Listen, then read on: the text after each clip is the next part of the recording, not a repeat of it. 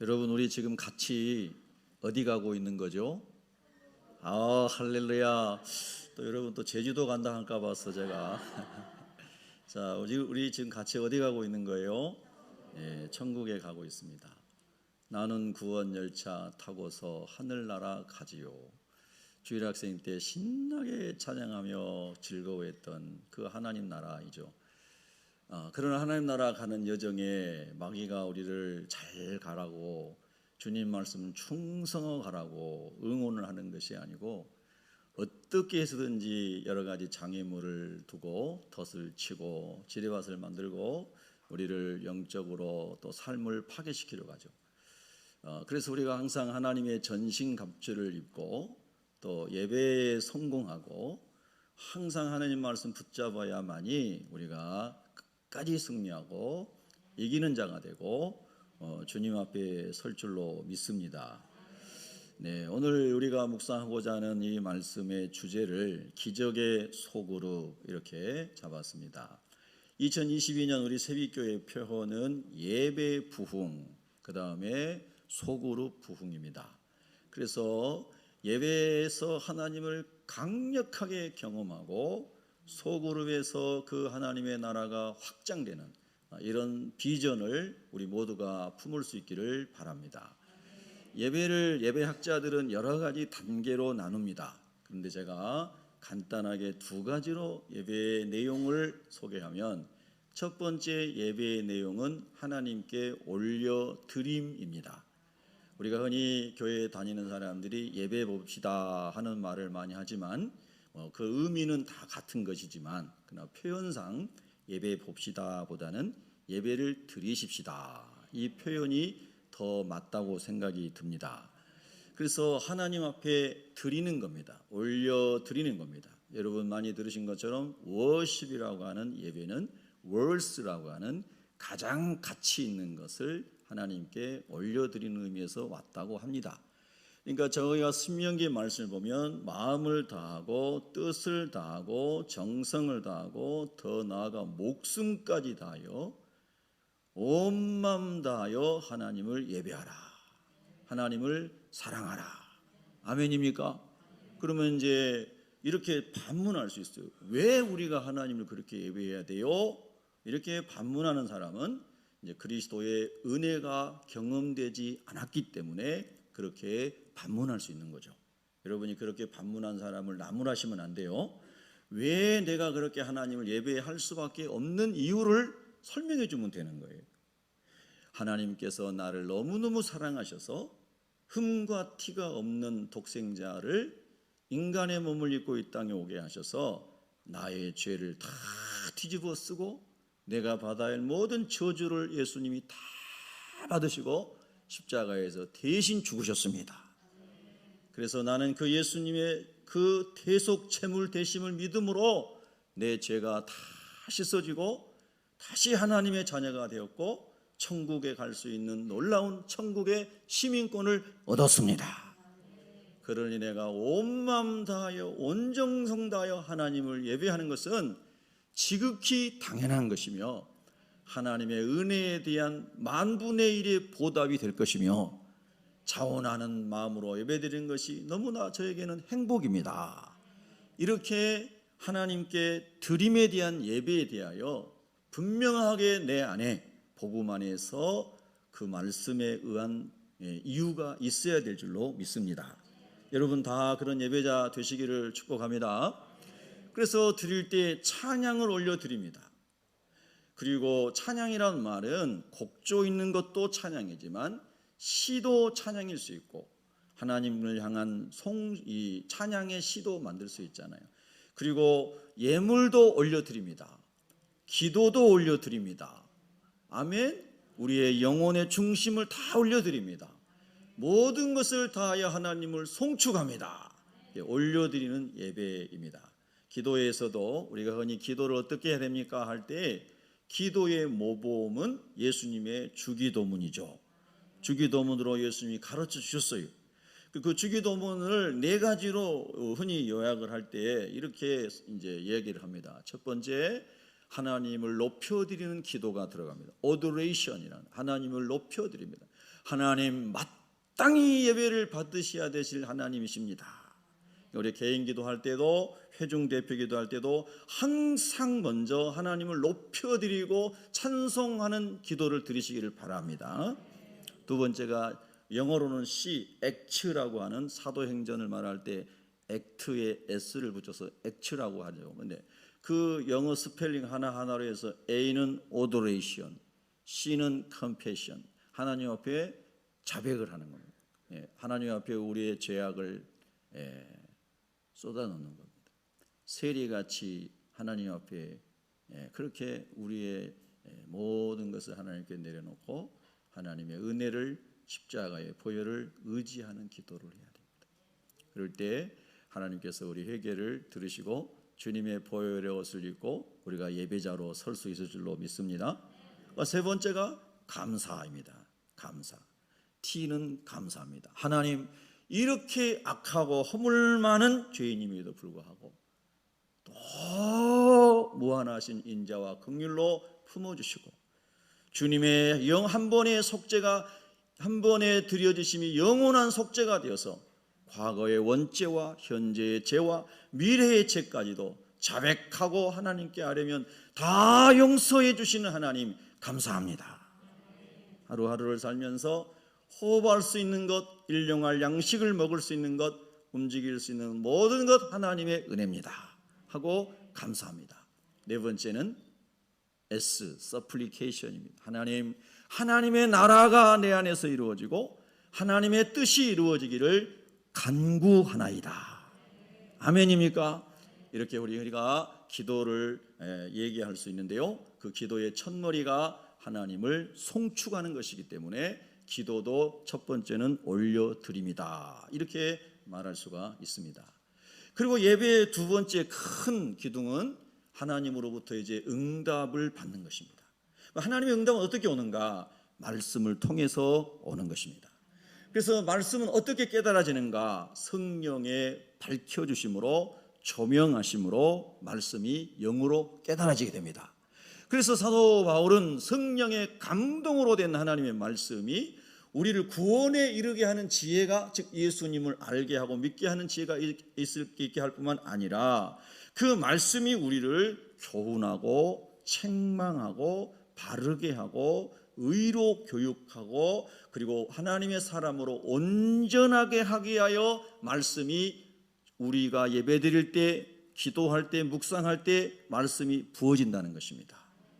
그래서 여러분, 우리가 온전히 올려드리는 예배를 준비해야 될 뿐만 아니라 우리의 마음이 오늘 어린아이처럼 이렇게 이런 마음을 가지고 부드러운 옥토로 준비를 해서 말씀이 잘 들어올 수 있는 그런 예배자가 되기를 주님의 이름으로 축복합니다. 그래서 올려드리고 하나님의 영광을 나타내고 하나님의 응답이 와서 제가 변화되고 여러분이 변화돼서 저 사람 예수님 믿을 때 믿고 나니 예수님 믿기 전하고 완전히 다른 예수님 닮은 사람이 되었구나, 이런 열매가 나타나기를 우리 함께 소망하십시다. 할렐루야. 그래서 이제 이 예배를 통하여 하나님 말씀을 잘 받고 회개하고 변화되고 예수님 중심으로 무장된 사람들이 가정에 가면 부부가 소그룹이 됩니다. 자녀들과 하면 소그룹이 4명, 3명, 4명, 5명으로 늘어납니다. 교회에서 2-3사람이, 4-5사람이 이렇게 모여서 하나님 중심의 소그룹이 경험이 되면서 하나님 나라를 맛봅니다. 직장에 가서 여러분이 그렇게 모여서 여러분이 직장 팀별로 부서별로 사역을 하지만 그리스도 중심으로 사역하면서 거기에 하나님 나라가 이루어지게 합니다. 학교에 가서 그렇게 하나님 나라를 이룹니다. 그래서 하나님의 나라는 이 한 사람이 거듭나고 또 한 사람이 합쳐져서 2사람부터 시작한 소그룹을 통해서 가정에, 교회에, 직장에, 열방에 그 하나님 나라의 소그룹 운동이 이루어져서 하나님 나라가 완성이 되는 것이 예수님이 12 사도를 세우신 비전이었습니다. 그래서 예수님께서 그 온 민족과 열방을 구원하는데 10만 명, 20만 명을 양육하지 않고 왜 12명을 사도로 특별히 3년 동안 훈련시키셨는가? 그 비밀을 겨자씨의 비유로 주님이 설명을 하신 거죠. 이스라엘에 있는 씨앗 중에 아주 작은 씨앗이 겨자씨여서 그냥 바람 불면 다 날아가 보이지도 않는 작은 그런 씨앗인데요. 하나님을 모시고 예수 그리스도 안에 있는 거듭난 사람이 어떻게 이 한 사람이 세상을 변화시킬 수 있겠는가? 이 겨자씨 하나님보다 더 작아 보인다는 것이죠. 그러나 말씀이 살아있고 말씀이 하나님이고 말씀이 운동력이 있고 성령이 말씀을 통하여 강력하게 역사하실 때에 그 한 사람으로부터 시작하여 하나님의 나라가 운동력 있게 번져간다는 것이죠. 그래서 유력한 사람을, 지식인들을, 부자들을, 성공한 사람들을 사도로 뽑으신 게 아니고 그 시대에 가장 못 배우고 비린내 나는 어부들, 이런 사람들을, 저 사람들은 도저히 못할 거야, 이런 사람들, 세상 사람들이 전혀 인정해 주지 않는 사람들, 학벌도 없고 성공도 못했고 루저 같은 사람들, 이런 사람들을 12사도로 주님이 선택을 했다는 것은 놀라운 역설이 담겨져 있는 것입니다. 그래서 하나님 나라의 운동은 우리가 가지고 있는 지혜와 지식이 도움은 될 수도 있고 여러 가지 것들이 도움이 될 수 있지만 본질적으로 하나님의 말씀과 성령의 능력으로 거듭남의 역사가 일어나고 변화됨의 역사가 일어나고 하나님 나라가 이루어지는 것을 보여주는 것이고요. 겨자씨의 비유는 그 놀라운 비밀을 아주 그림으로, 그림 언어로 설명해 준 것입니다. 그래서 겨자씨가 거의 눈에 보이지 않을 정도로 작은 것인데 심겨졌는데 자라서 많은 새들이 그 속에 들어가서 앉아서 쉼을 얻는다. 저와 여러분이 예수님을 알기 전에는 소망도 없는 자였고 영원한 생명도 없는 자였고 너무 이기주의자하고 탐욕으로 살고 야망으로 살고 죄짓고 살던 그런 인생이었는데 주님을 만나고 하나님의 자녀가 뭔지를 성령으로 알게 되고, 그래서 우리 한 사람 한 사람이 주님을 닮아가고 주님의 말씀에 순종하기 시작하면 저를 통해서도 여러분을 통해서도 하나님의 나라는 이루어질 것을 믿으십니까? 그래서 오늘 소그룹의 제목이 기적의 소그룹입니다. 나 한 사람, 아니 여러분 부부, 여러분의 가정, 교회에 세 사람, 네 사람만 모여도 하나님이 함께 하시는 그곳에는 기적이 일어난다는 것입니다. 기적은 중풍병자가 육신의 질병을 고침받는 것도 기적입니다. 그러나 마음의 질병을 고침받는 것도 기적이고요. 못된 습관에서 고침받는 것도 기적이고요. 육신의 질병이 고침받는 게 어려운 것도 있지만 잘못된 생각과 습관과 아집과 교만이 죽을 때까지 고쳐지지 않는 사람도 있다 이 말입니다. 어떤 게 더 중한 질병입니까, 여러분? 다 중한 질병이라고 할 수 있죠. 그래서 우리가 하나님 말씀을 잘 받고 말씀대로 순종하려고 하면 저도 변화되고 여러분도 변화되고 성숙하게 원만해져서 주님 닮는 작은 예수가 될 줄로 믿습니다. 우리 한번 고백해 봅시다. 작은 예수가 됩시다. 저는 손을 들었는데 여러분 손이 없는 것을 보고 있습니다. 작은 예수가 됩시다. 감사해요. 여러분 순종해 주셔서 감사하고요. 저는 초대교회 예배를 많이 생각해 봐요. 초대교회는 이런 예배 장소가 아니었죠. 이런 장의자가 있는 것도 아니고 편히 앉아서 예배 드릴 수 있는 것도 아니었어요. 오직 하나님의 말씀, 예수님의 말씀과 성령의 기름 부으심 속에 그들이 평균 3시간 이상을 예배했다고 합니다. 간증하는 시간이 많아가지고요. 그리고 합심하여 기도할 때 정말 성령이 기름 붓듯 부어지도록 그들은 기도로 똘똘 뭉쳐진 공동체였다는 거예요. 그런데 오늘날 예배는, 우리 특별히 한국교회 예배는 1시간이라는 테두리에 딱 가둬놓고 그리고 막 이렇게 통성 기도라는 건 이제는 볼 수가 없는 거예요. 대부분의 교회들이. 그러나 초대교회를 보면은 모이면 기도했다는 거예요. 기도할 때 성령이 임하고 성령이 임할 때 변화가 일어나고 성령이 임할 때 기적이 나타나거든요. 머리로 되는 게 아니고 성령의 권능으로 말씀으로 치유가 일어난단 말입니다. 그러니까 저와 여러분이 현 시대에 성령의 능력과 말씀이 없는 것들을 따라가지 말고 자꾸 예수님 시대의 제자들 시대의 101세기 이전에 또는 3세기 이전에 초대교회 영성을 자꾸 사모할 수 있는 우리 새벽교회 성도들 되기를 바랍니다. 그래서 대그룹 예배도 마찬가지고 소그룹 목장도 마찬가지입니다. 자, 이제 제가 본론으로 들어가겠습니다. 너무 서론이 짧았죠? 네. 자, 여러분 보세요. 하나님께서 맨 처음에 두 사람을 창조하셨다 생각하는 사람 손 들어보세요. 정신 차려야 됩니다. 예, 감사합니다. 아무도 안 들었어요. 하나님께서 맨 처음에 한 사람을 창조하셨다. 손 들어보세요. 머뭇거리는 사람은 뭐예요? 머뭇거리지 마세요. 맨 처음에 하나님이 아담을 창조하셨잖아요. 한 사람을 창조하셨어요. 맞죠? 여러분 공경에 빠뜨리려고 질문한 게 아니니까요. 예.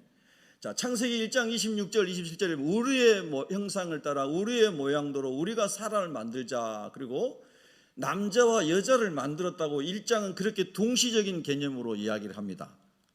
그런데 그렇게 하고 나서 하나님 보시기에 좋았다 그랬습니다. 근데 2장에 가면 조금 풀어서 설명을 하죠. 먼저 누구를 만들었어요? 아담을 만들었어요. 근데 하나님이 아담을 보시니까 보시기에 좋았더라? 여러분 착각하면 안 돼요. 2장에 가면 보시기에 좋았더라가 아니라 보시기에 안 좋았더라예요. not good이에요. 왜 not good이에요? 독처하는 것이 좋게 보이지 않았다고 2장에서는 설명하잖아요. 그래서 하나님이 그 사람에게 돕는 배필로, 이 헬퍼로 함께 서로 도와주면서 하나님을 섬기고 사랑하며 살아갈 수 있는 그 사람으로 이제 2장 18절 이하에서는 하와를 만들어 주셨다고 그랬잖아요. 맞죠? 자, 그래서 2장 18절부터 24절 이하에 보면은 이제 하나님이 아담의 갈빗대가 중요한 거예요, 여러분. 예? 갈빗대로 하와를 만드셨죠. 그리고 이제 하와가 아담에게 막 오는 거예요. 이게 반사적으로 찾아가나 봐요. 내 신랑이구나 그러고. 찾아왔어요. 그랬더니 여러분 다 아시는 거니까 모른 척 하지 마세요. 아담이 뭐라고 그랬어요? 내 뼈 중에 뼈요, 살 중에 살이로다. 그랬죠. 그리고 나서 이제 뭐라고 그 말씀이 마무리가 됐냐면 이 둘이 부모를 떠나서 한 몸이 되는 것을 설명하죠. 그렇죠? 자 보세요. 1장 26절부터 27절에 나오는 심히 좋았더라는 타락 이전의 부부의 모습인 거예요. 그런데 타락한 이후에 3장에 넘어가면 선악과를 하와가 따먹고 남편에게 줬죠. 그래서 선악과를 따먹으니까 악이 들어오고 죄가 들어오니까 두려워서 나무 뒤에 숨었죠. 그때 하나님이 아담아 내가 어디 있느냐. 여러분 오늘 내가 어디 있느냐 이 제목이 참 성경적인 건데요. 평생 우리가 질문하고 살아야 되는 겁니다. 1층에 라비에 수십 권 갖다 놨는데 여러분 너무 좋은 책이에요. 꼭 가져가시되 한 가정에 한 권만 가져가세요. 아셨죠? 예, 우리 박영수 권사님이 이거 선물해 주신 거 너무너무 감사해요. 너무 좋은 책이에요. 그래서 이제 선악과를 따먹었고 숨었어요. 그때 하나님께서 아담아 내가 어디 있느냐. 그때 아담이 하나님 제가 두려워가지고 나무 뒤에 숨었습니다. 네가 왜 들어오냐? 하나님 제가요 제 아내가 선악과를 따먹고 저에게 줘서 제가 먹었는데요. 이렇게 하면서 아내를 하나님이 만들어 주신 내 아내가 이렇게 해서 내가 이걸 따먹었습니다. 그러죠? 자, 여러분 눈치 빠른 사람에서 딱 알 거예요. 내 뼈 중에 뼈요 살 중에 살이라고 말할 때는 언제고? 이제는 저 하나님이 만들어주신 저 여인이 좀 속된 말로 하면 저 여자가 이거를 따서 나한테 줘가지고 내가 이렇게 죄에 빠지게 됐습니다. 이렇게 말한 말 속에는 이미 한 몸이 아닌 두 개로 분리된 것을 말하는 거예요. 자, 여러분 보세요. 하나님의 형상대로 두 사람이 지음 받았을 때는 내 뼈 중에 뼈요 살 중에 살인 한 몸으로 하나님을 예배하고 하나님의 말씀 안에 사는 사회라고 하는 가장 최소 단위의 사회 공동체가 시작된 거예요. 우리가 사회학자들이 일반 학문에서 사회학자들이 인간은 사회적 동물이다 이런 얘기를 많이 하잖아요. 그런데 성경에서 커뮤니티, 컴이 함께 한다는 거잖아요. 공동체 이론 한문으로 사회라고 하는 이 말은 하나님의 형상대로 지음받아 하나님을 부부가 동일하게 한 마음으로 경외하고 하나님 말씀 순종할 때 온전히 한 몸이 되는 유니티 커뮤니티가 되는, 그게 하나님이 만드신 사회성이에요. 근데 하나님의 말씀을 불순종하고 사단의 말을 들었더니 다 이제 자기중심적이 되는 거예요. 아담도 자기중심적, 하와도 자기중심적, 뱀도 자기중심적, 다 그렇게 됐잖아요. 그래서 하나님 안에 있는 사회, 하나님 안에 있는 공동체, 다른 말로 하면 하나님이 통치하시는 하나님의 나라가 깨져나간 거예요. 그래서 부부도 한 몸이 안 됐어요. 하나님이 원하시는 영적인 한 몸이 안 됐다는 거예요. 이 역사가 계속 진행되어 오면서 모든 인간이 다 내가 왕이요, 내가 신이요, 내가 주인 되는 사상들이 온 세계의 여러 철학과 종교를 통해서 헛된 것들이 전파된 거죠. 그런데 우리 하나님께서 독생자를 우리에 보내심으로 예수 그리스도를 믿는 자가 다시 그 영이 살아 하나님의 자녀가 되게 하심으로 말미암아 그리스도 안에 하나님을 경외하고 그리스도의 말씀에 복종할 때 다시 타락하기 전에 아담과 하와가 하나님 안에 그렇게 거할 때 보시기에 심히 좋았더라. 이것을 하나님이 예수님 안에서 회복시키신 거다, 이 말입니다. 그러니까 우리가 거듭났다라고 하는 것은, 제가 거듭나고 제 아내가 거듭났다고 하는 것은 하나님만을 경외하는 피조물임을 알게 되었고, 하나님의 말씀을 순종해야만 우리가 함께 모든 무엇을 하든 한 몸이 되고 한 소통이 되는 사람인 것을 알았다고 하는 것입니다. 복음을 전하든 봉사를 하든 뭘 하든 하나님 말씀의 통치를 받는 두 사람이 될 때 그 두 부부는 너무 성령 안에서 영적인 한 지체가 되었다, 이 말입니다. 그것이 확장되어 자녀들도 손자들도 손녀들도 그렇게 가정에서 하나님 나라가 확장되는 것이죠. 그것이 교회 공동체 왔을 때 목장에서 두 사람, 세 사람, 네 사람이 모였을 때 그 하나님 나라가 경험되게 하는 것이 주님이 원하시는 소그룹이라고 하는 거예요. 여러분 직장에서도 그런 하나님 나라 소그룹을 여러분이 세워가기를 기도하시기 바랍니다. 그래서 여러분이 가는 곳마다 하나님의 나라가 이루어지기를 축복합니다. 이것이 성경이 말씀하시는 두 사람 이상이 한 몸 되는 소그룹의 시작이다, 이렇게 저는 설명드리고 싶습니다. 방금 말씀드린 대로 이 소그룹의 중심은 예수 그리스도이시고 그분의 말씀인 것이다. 다시 한번 여러분에게 상기시켜 드립니다.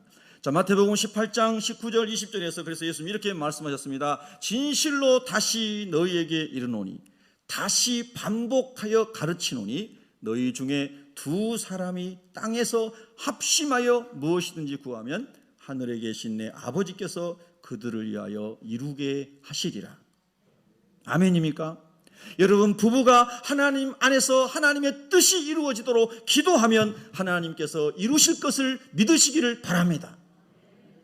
두세 사람이 내 이름으로 모인 곳에는, 예수 이름으로 모인 곳에는 나도 그들 중에 있느니라.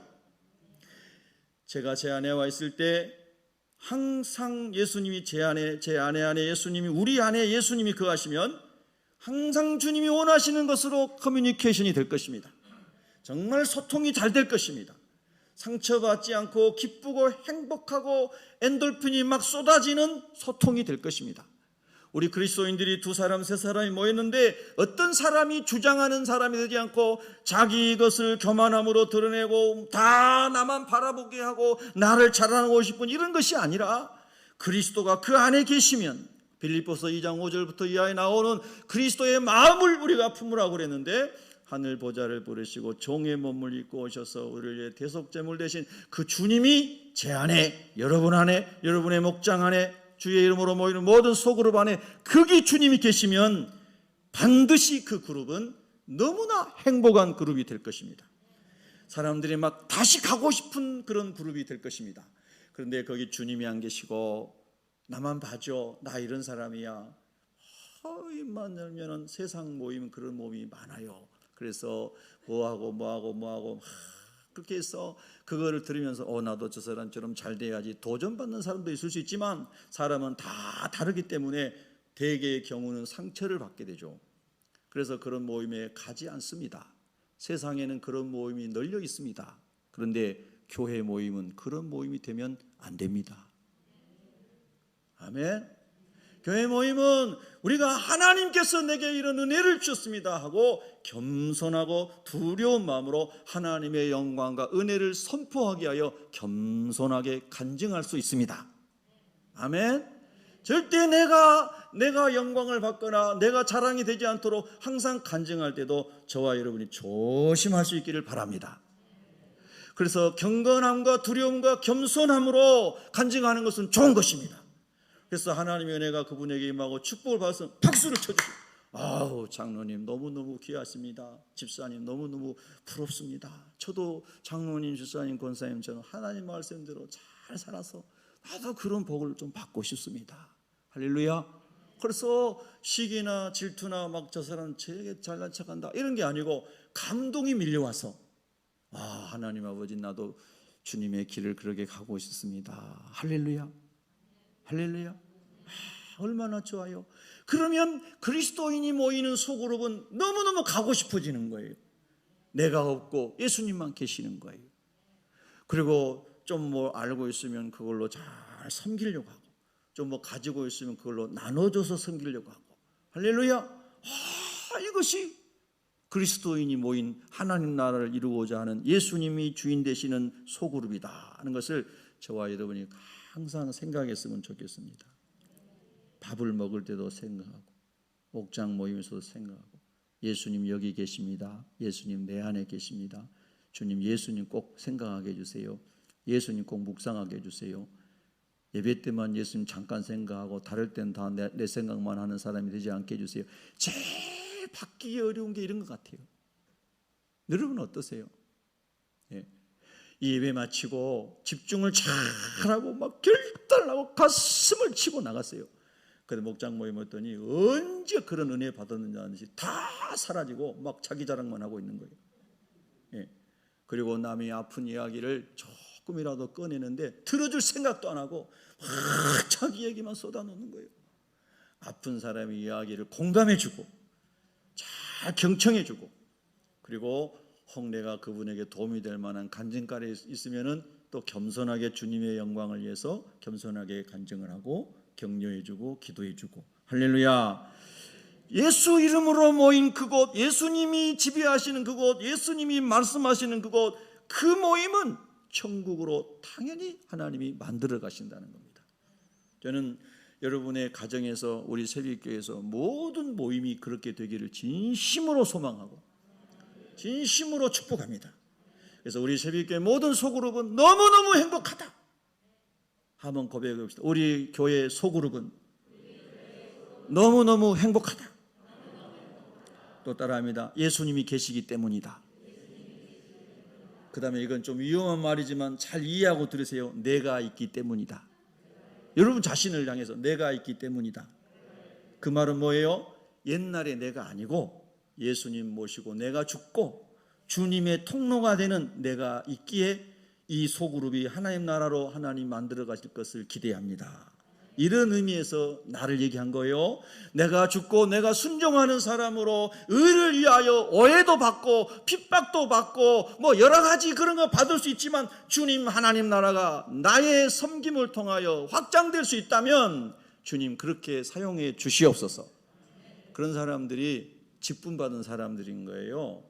예, 그냥 거듭난 사람에서 집사와 안수집사와 권사와 장로와 목사가 된 이 직분자들은 그렇게 하나님이 원하시는 하나님 나라 운동의 기초가 되는 소그룹의 부흥을 위해서 내가 안 맞는 사람도 있고, 아이고 저 사람 만나 맨날 잘난 척하는데 나 안 나가, 이런 생각들이 우리가 믿음이 연약할 때는 다 있을 수 있잖아요. 근데 예수님의 마음이 들어오면, 그래 내가 좀 무시당하더라도 가서 좀 기도하고 모임의 중심을 주님 말씀으로 좀 옮겨가는데 조금이라도 내가 선한 영향력을 끼치면 좋겠다.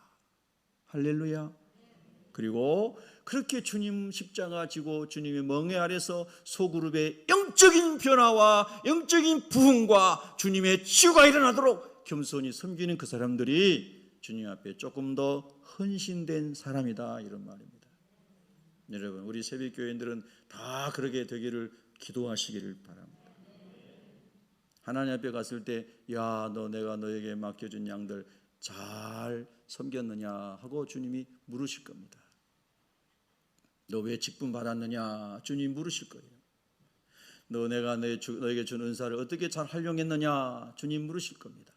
여러분, 오늘 이 소그룹은 그래서 굉장히 놀라운 축복입니다. 오늘 성경에 보면 중풍병자, 그 당시에 불치병이, 지금도 불치병이라고 말할 수 있습니다. 중풍병자를 향한 아주 안타까운 마음, 아픈 마음, 저 사람이 제발 치유받고 제발 건강해져서 정말 아름다운 인생을 살았으면 좋겠다 하는 긍휼과 사랑과 자비가 막 눈물이 흐르는 이 사람이, 네 사람이 이 중풍병자를 침상에 올려가지고 이렇게 메고 예수님께로 가는 거예요. 예수께로 가면 질병도 치유되고 마음의 질병도 치유되고, 아멘입니까? 절망의 수렁에서 소망으로 일어나고 식었던 열정이 불타오르고, 할렐루야, 꿈이 없었던 사람이 세계를 품는 꿈을 꾸게 되고,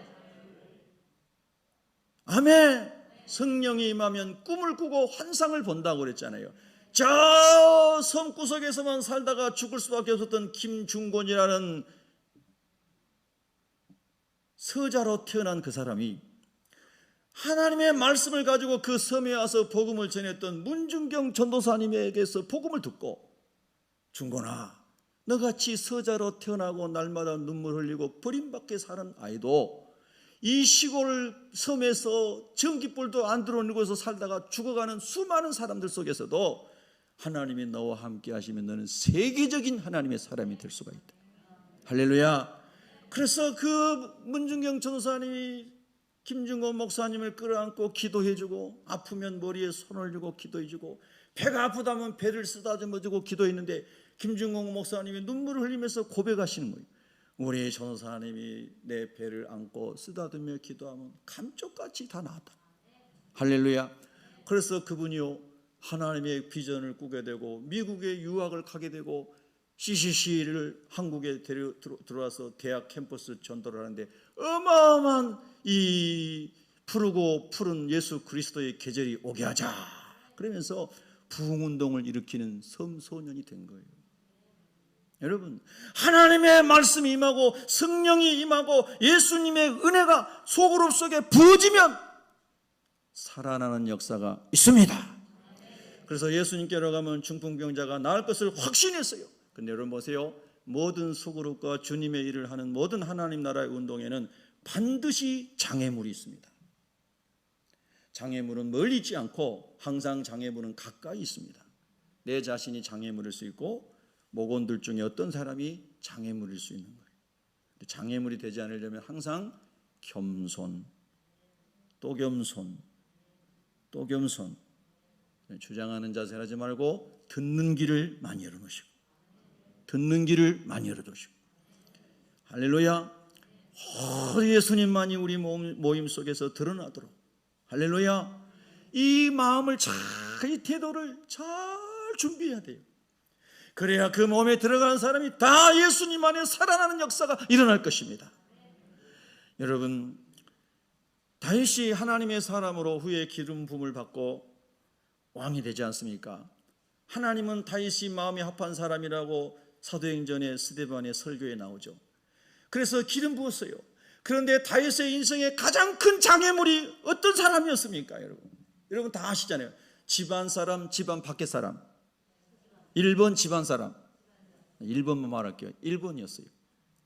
그러면 그 다윗이 어렸을 때부터 하나님의 영에 감동돼서 하나님을 기쁘시게 하고 얼마나 담대해요. 골리앗을 막 소년이 가서 물리치고 나라를 구하고 막 어마어마한 하나님의 영에 사로잡힌 선지자라고 불려지는 정도의 소년이었어요. 그런데 여러분, 시편 27편 10절에 보면은 내 부모는 나를 버렸으나, 다윗이 이렇게 얘기합니다. 8 형제 중에 막내인 다윗, 자기 부모도 버렸다는 것입니다.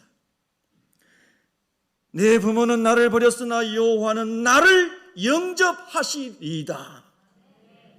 다윗이 성령에 감동되었습니다. 아버지가 형들이 전쟁터에서 잘했는지 아들아 보고 와라. 그래서 아들 다 싫어하면서 심부름은 다윗에게만 시키는 거예요. 좋은 거는 하나도 안 주고 굳은 일만, 험한 일만 꼭 다윗을 시켜요. 여러분 혹시 여러분이 그런 지경에 있어요? 위로받으시기 바랍니다. 하나님이 크게 쓰실 분입니다. 인내와 오래 참음과 하나님의 때를 기다림과 하나님의 은혜를 사모함과 하나님만을 의지하게 하는, 내 육신의 부모와 형제보다도 하나님만을 의지하게 하는 절대적 신앙 위에 세워지기 위해서 하나님이 여러분에게 그런 복을 주시고 있다고 믿으시기 바랍니다. 그런 사람은 절대로 넘어지지 않습니다. 반드시 하나님의 좋은 그릇으로 준비될 것입니다. 할렐루야. 그래서 부모도 다윗을 버렸습니다.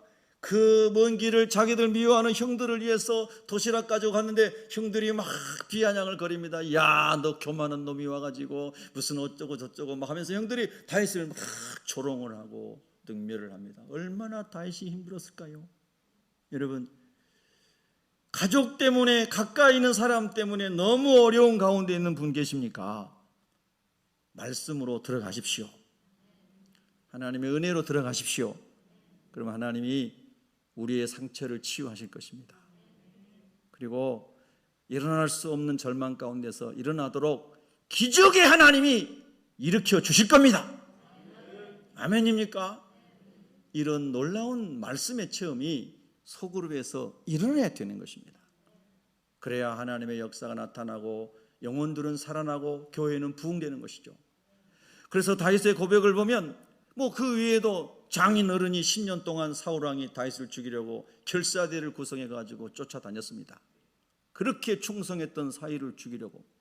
시기와 질투가 얼마나 무서운지 모릅니다. 시편 18편 29절에 다윗이 내가 주를 의뢰하고 부모도 의지할 수 없고 형님들도 의지할 수 없고 장인도 의지할 수 없고 아무도 나는 의지할 사람이 없습니다. 오직 주를 의뢰하고 적군을 향해 달리며 내 하나님을 의지하고 담을 뛰어 넘나이다. 이 담이 장애물이잖아요. 내 인생의 모든 장애물을 주를 의지하고 뛰어 넘나이다. 할렐루야.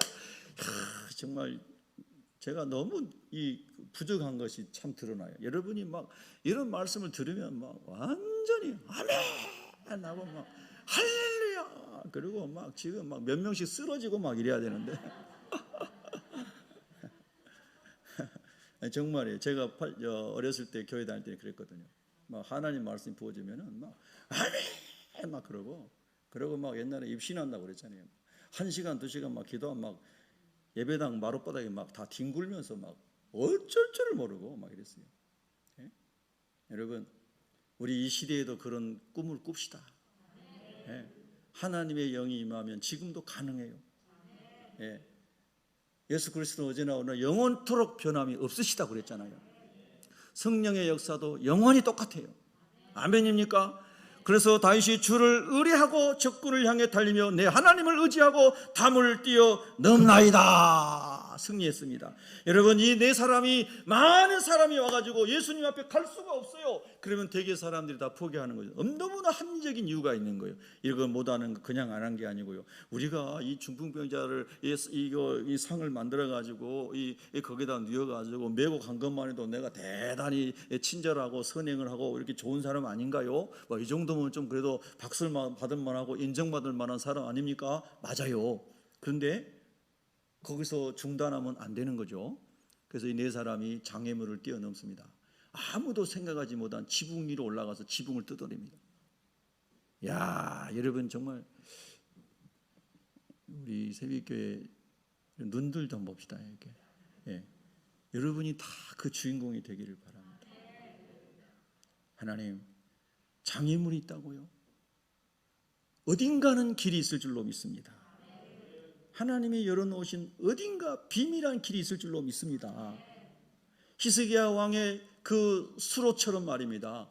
히스기야 터널처럼 말입니다. 그 바위를 다 양쪽에서 뚫고 가가지고 오늘날처럼 무슨 지페일이나 이런 걸 과학적인 도구를 사용한 것도 아니고 뚫고 가가지고 여러분 거기에 물이 흐르게 해서 성 안에 있는 사람들이 전쟁통에 다 살 수 있도록 히스기야 터널을 만든 것처럼 하나님, 우리 인생에도 하나님의 비밀 통로가 있는 줄로 믿습니다.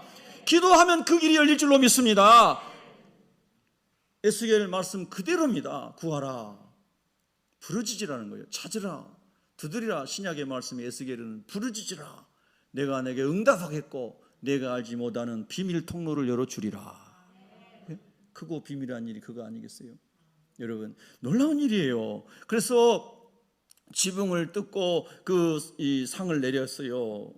그랬더니 우리 주님이 그 행위를 뭐라고 했냐면 그것이 믿음이다 그랬어요. 제가 그랬잖아요. 믿음은 동사라는 거예요. 생각만 하고 있는 게 아니라 하나님 앞으로 갑니다. 우리가 할 것은 움직이는 것이고 일하시는 분은 하나님이십니다.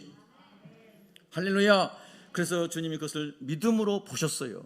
그리고 주님이 그 중풍병자에게 말씀하세요. 중풍병자에게 주님 말씀하세요. 내가 너에게 이르노니 일어나 네 상을 가지고 집으로 가라. 야, 놀라운 말씀이에요. 천지를 창조하시던 그 하나님이 그 말씀으로 생명을 일으켰던 그분이 말씀하신 대로 빛이 있고 땅이 생기고 바다가 생기고 하늘이 생기고 모든 피조물이 생기게 하신 그 창조주 하나님의 말씀이 말씀하시기를 일어나 네 상을 가지고 집으로 가라. 네 절망의 상을, 고통의 상을, 질병의 상을, 인생에 포위된 그 모든 문제를 이제 다 벗어버리고 네 집으로 네 발로 걸어가라. 할렐루야. 여러분, 이제 이런 말씀이 이렇게 오늘 지금 말씀을 듣다가 여러분의 영에 확 들어오잖아요. 그러면 엄청난 자유함이 밀려옵니다. 엄청난 자유함이 밀려와요. 제가 여러분 이제 양식이 떨어져 가지고 예를 들어서 우리나라는 그런 사람이 많지는 않겠지만 그런 사람도 있다고 언론에 나오잖아요. 우리 성도들 가운데 모르겠어요. 그런 정도로 일용할 양식이 없는 분도 있을지 모르겠어요. 그런 분은 절대 주저하지 마시고 목장을 통해서 교회를 통해서 꼭 공급받으시기를 바랍니다. 다 살아갈 수 있습니다, 여러분. 제가 하나님의 은혜를 사모하려고 21일 금식 기도를 해봤잖아요. 은혜를 사모하기 위해서 성령의 도우심을 한 거예요. 근데 그것을 제하고 다르게 생각해 보면 여러분, 제가 깡이 있겠어요, 없겠어요? 없어요? 깡이 있으니까 21일 굶죠. 그러니까 아무나 여러분 21일 굶어보세요. 오늘부터. 굶은 사람만 이야기해요. 예를 들면 제가 여러분 이해 잘 시키려고 하는 건데요. 무슨 얘기 하려고 그러냐면 하루 이틀 3일 굶는다고 안 죽습니다. 열흘 굶는다고 안 죽어요. 하나님을 신뢰하고 하나님께 구하고 하나님 은혜 가운데 나가면 피할 길을 주시는 거예요. 아멘입니까? 이 말씀의 요지는 절대 낙심하지 말고 좌절하지 말고 주님 앞에 가서 내 상을 들고 일어나 가겠습니다. 할렐루야. 하나님, 내 인생이 너무나 힘들고 다윗처럼 너무나 억압되고 너무나 힘들고 미치광이처럼 침을 흘리며 블레셋 땅에 가서 10년 동안 도피 생활하는 이 다윗처럼 내 인생이 너무나 첩첩삼중 문제만 많고 너무나 힘듭니다. 그러나 주를 의지하여 내 상을 던져버리고 아버지 앞에 나아갑니다. 할렐루야. 이런 은혜가 막 부어지기를 축복합니다, 여러분. 그래서 성전을 나갈 때 막 얼굴이 환해서 나가야 돼. 막 좋아가지고 친구를 불신 친구를 만났더니 너 오늘 왜 이렇게 기쁘냐? 로또 맞았냐? 그러면 로또 중에 로또를 맞았다. 하나님의 말씀으로 막 완전히 내 영혼이 지금 충만해졌다. 여러분, 이런 간증이 우리가 하나님으로부터 부어져야 되는 겁니다. 여러분, 축복합니다. 그 은혜가 있기를 바랍니다. 그래서 일어나 갔습니다. 여러분, 이 소그룹은 그래서 기적의 소그룹이 된 것입니다. 이 4명의 사람이 기적을 일으킨 것이 아니라 그들은 기적의 출발점이었습니다. 그들이 그렇게 갈 때에 주님이 그들의 믿음을 보시고 기적을 일으켜 주신 거죠. 여러분, 우리는 아무것도 할 수 없어요. 하나님만이 모든 것을 할 수 있어요. 그러나 우리는 말씀을 의지하고 2명이든 3명이든 4명이든 주님 말씀 따라 순종하면 됩니다. 그럼 하나님이 기적을 이루실 겁니다. 여러분, 우리 새벽교회 모든 소그룹 기적의 소그룹이 되는데 여러분 한 사람 한 사람이 그 시발점이 되기를 축복합니다. 기도하겠습니다.